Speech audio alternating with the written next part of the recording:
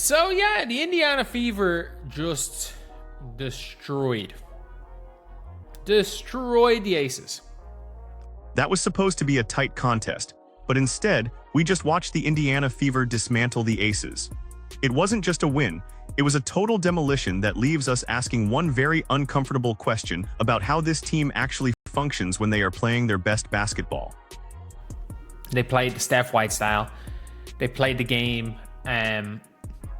They played the game they needed to play, and I feel like they did well. We heard them mention the Stephanie White style, and that is the core of this entire debate. It is a specific, disciplined way to move the ball, and it is efficient. But there is a massive internal tension here because playing that way looks entirely different than when the team's biggest star is on the floor. You have to wonder if what we saw today is the ceiling, or if it is just a temporary glitch in the way this team is built. But again, it is the big two. It's Kelsey Mitchell and Aaliyah Boston. Like, that is where this team goes. The reliance on the big two, Kelsey Mitchell and Aaliyah Boston, has been the narrative for weeks, especially with their star rookie out of the lineup. Mitchell dropping 27 points again isn't a surprise anymore, it is the expectation. But when you see them play like this, the ball hums, the spacing is intentional, and the defensive rotations are actually locked in. It makes you look at the entire roster composition differently. The way Stephanie White wants this team to play. I'm not saying the way they play when Caitlin Clark's on the floor. The way she would ideally have this team play. They're better off with Ty Harris at the point. That comparison to the point guard situation is the perfect way to frame the dilemma. You might have a more talented individual player, but does that talent make the collective unit better? When Ty Harris is at the point, the engine runs a specific way and the stats say it works. The question that should bother you is whether the Fever are actually more dangerous as a cohesive, disciplined unit than as a high-octane team revolving around one singular generational playmaker. Oh, like Becky Hammond with Stephanie White. I mean, I just didn't want anything to be lip read, to be honest. But it was a really weird one. It was a really weird one where it's like the Aces look disinterested. The Aces looked completely checked out, and that is a major red flag for a championship-caliber team. When your veterans look like they would rather be anywhere else, you aren't just losing a game, you are losing your identity. But we have to pivot here because the Fever didn't just beat a bad team, they exploited a disinterested one. Does that take away from the win, or does it prove that Indiana is finally becoming the kind of team that capitalizes on their opponent's mental lapses? Bree Turner is just terrible. And Kennedy Carter looked like she didn't want to be there. It is a brutal assessment, but an accurate one. When Chelsea Gray and Candace Parker look disinterested, the entire rhythm of the Aces evaporates. But the Fever didn't care about their opponent's mood. They just did what they needed to do to secure the win. We are going to look later at whether this level of clinical focus is sustainable once the stakes get higher in the playoffs. And the Indiana Fever are now in a 3-game win streak against Vegas without Caitlin Clark. 3 straight wins against the best in the league changes the perception of the entire organization. We were questioning if they could even stay relevant a month ago, and now they are climbing the standings with a level of consistency that is honestly shocking. They aren't just hovering near 500 anymore. They are making a statement that they belong in the upper tier of the playoff race. The way the league is parity-wise, everyone can beat everyone. Anyone can beat anyone. So it's all just about... That is the reality of this league right now. Anyone can beat anyone on any given night. But Indiana is playing a game of chess while everyone else is playing checkers. They are positioning themselves not just to make the playoffs, but to avoid the absolute worst possible matchups in the first round. And if you are in their front office, you are looking at the standings and realizing that a high seed is suddenly very realistic. Minnesota probably is. I think Minnesota is probably a really bad matchup. If I'm Indiana, I'm not looking for Minnesota. If I am the Fever, I am terrified of drawing Minnesota. That is the one team that seems to have their number regardless of the roster rotation. But looking at the matchups, it is a fascinating tactical puzzle. Without their star rookie, they play a style that is undeniably effective against certain defensive schemes. But if you bring her back into the mix, that entire tactical advantage disappears. How do you coach around that kind of paradox? And you also take into account, AJ Wilson wasn't there. AJ Wilson not being there, like, you're not going to get too bogged down. It is the elephant in the room that we cannot ignore.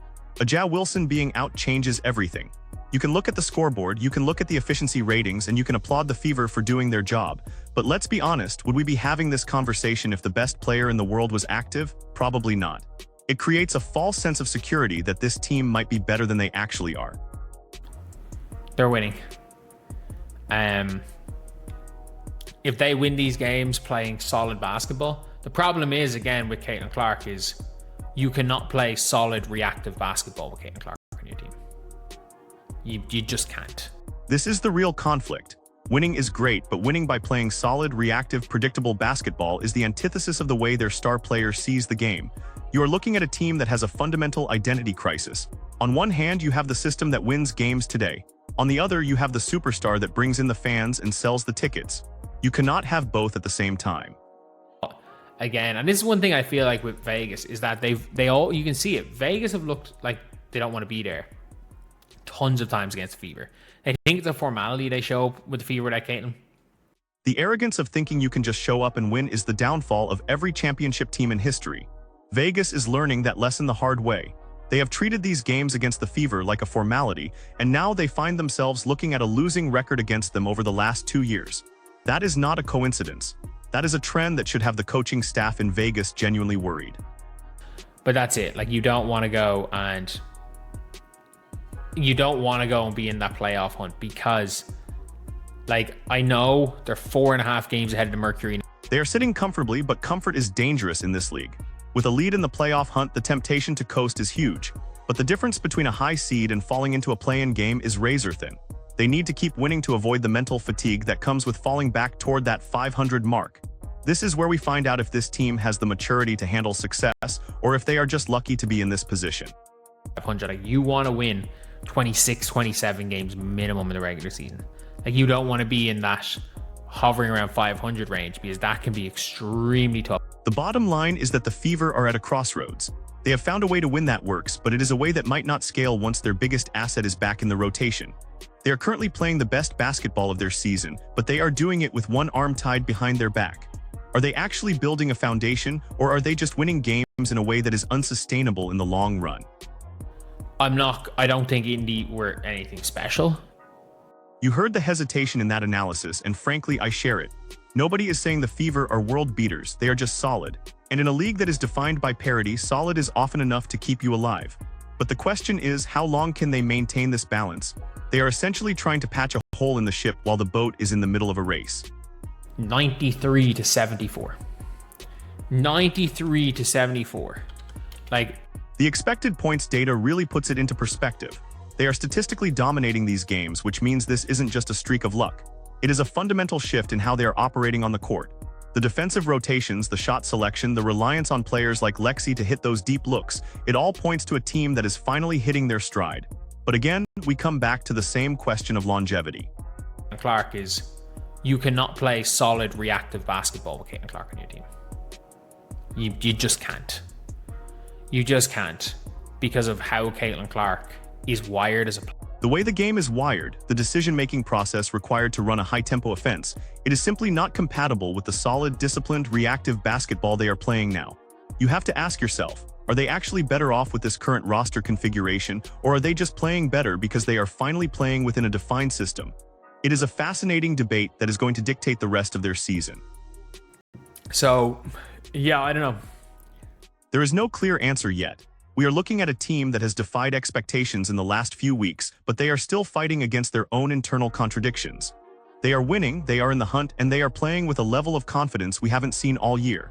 But the moment they have to reintegrate their biggest star, that entire structure is going to be tested again. The Indiana Fever with Caitlin or without Caitlin. This is like, the Indiana Fever match up really, really well to the Aces without Caitlin, will match up real bad. We have to ask, does this team actually have the capacity to play both ways? Can they be the team that plays this disciplined style and still be the team that plays the flashy, high-speed, superstar-driven basketball that everyone expects? Or are they stuck in a choice where they have to pick one identity and abandon the other? That is the real test for the coaching staff in the final stretch. Season. Like, you don't want to be in that hovering around 500 range because that can be extremely tough. They are in a spot now where they don't just want to qualify, they want to make a run. But to do that, they have to maintain this current level of intensity without letting their ego or the external pressure of expectation get to them. Can they win 26, 27 games, or are they going to fall back into that middle-of-the-pack mediocrity?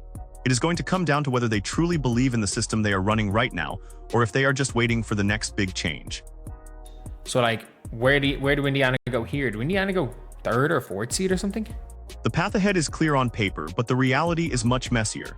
The race for that 4th and 5th seed is going to be an absolute bloodbath. Every game matters, every possession is magnified, and the margin for error is non-existent. The Fever have put themselves in the driver's seat, but the question is whether they have the gas in the tank to finish the race. Aaliyah Boston was absolutely letting it fly from 3. You saw the confidence in Aaliyah Boston letting it fly from 3. That is the kind of player development that saves a season. When your interior players can stretch the floor like that, it opens up everything else. And Kelsey Mitchell, playing like an MVP candidate, is the anchor that holds it all together. They are not just surviving, they are thriving in a role that many doubted they could even fill. They just played solid basketball. And look, I'm being very real here. It isn't exciting and it isn't flashy, but it is winning basketball. And at the end of the day, that is the only metric that matters.